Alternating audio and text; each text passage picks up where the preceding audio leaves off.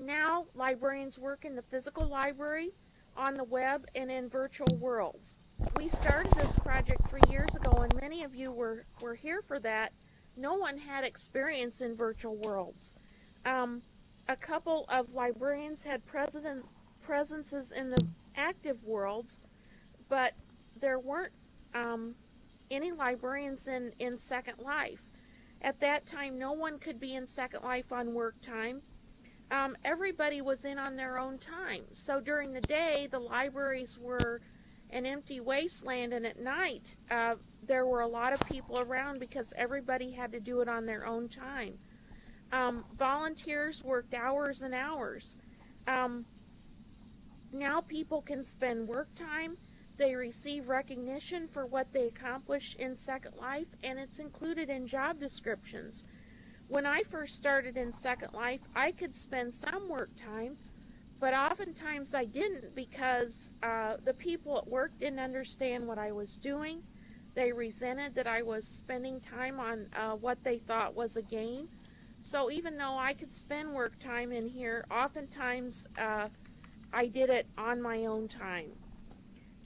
One of our first paid positions in Second Life was Carolina Keats, who worked on Health Info Island. And she didn't have any Second Life background, but she had the medical background we needed for that job. Carolina's now moving on after leading 4 grant projects in the health and medical area here in Second Life. We're hiring for her position. It's 10 to 15 hours a week. But not only were we looking for library experience, but the Second Life experience was really key too. We're holding our interviews in Second Life, which will be a new experience for me, so that our applicants can show the skills they have in here. The entire sphere of this work is in Second Life. Making contacts, building exhibits, giving tours, providing training, planning events, and a host of other things. All of these things that I mentioned are often required skills in real life jobs. But on top of that, we need somebody who has virtual world skills and experience. Since the project is only 9 more months, we don't have time to bring someone up to speed. They'll have to be able to jump in. Some applicants did not even address the concept of Second Life. We had some really good people with medical background, but I don't know if they didn't read the job ad or what, but they didn't even address that concept, and they asked where the job would be geographically. Working in a virtual world, geography becomes moot.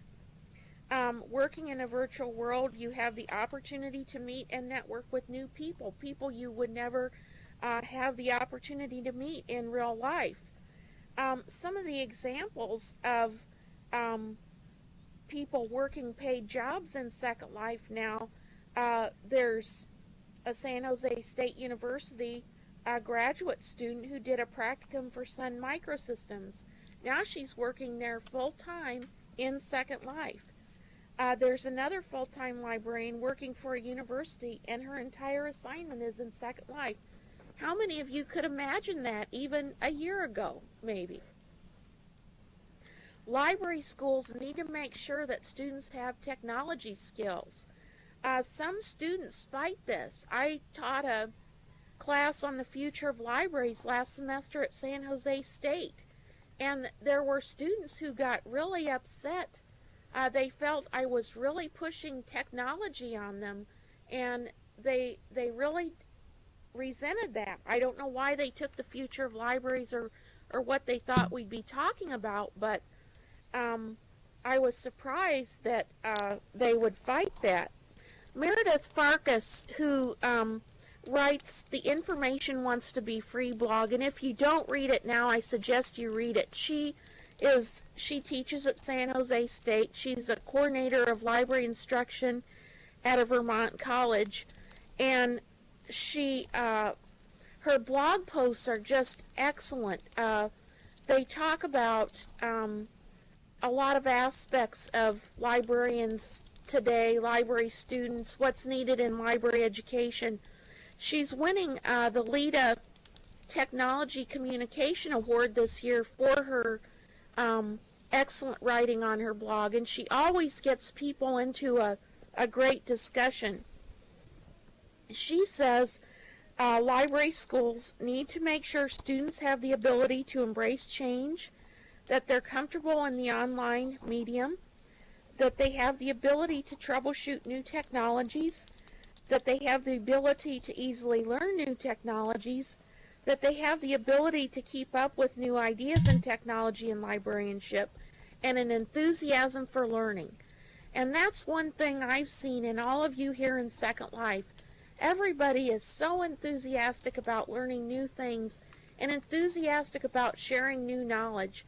And I think that's a lot of the reason why we have the community that we do here, and why most people stay. Some come and go, but many people stay once they get in here and meet people. Some of the higher level competencies that Meredith thinks that library schools should teach students is project management skills, the ability to question and evaluate services, the ability to evaluate needs as stakeholders, the vision to translate traditional library services to the online medium, the ability to critique technology and the ability to compare technologies, the ability to sell library services. And library schools need to teach students how to develop strategies for continuing education after school.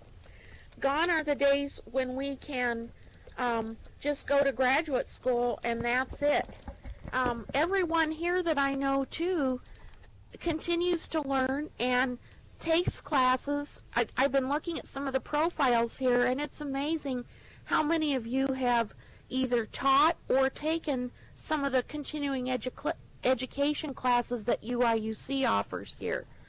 And teaching is another way to keep on top of learning, to keep learning new skills so that you can share them with others. I asked the Second Life library list what some of the individual experiences have been in their job description changing or not changing, and their experiences in working with Second Life. One said for her it's still like a second unpaid job. She was putting in so many volunteer hours that she felt she had no time to relax, and so she decided she had to pick and choose what she did in here.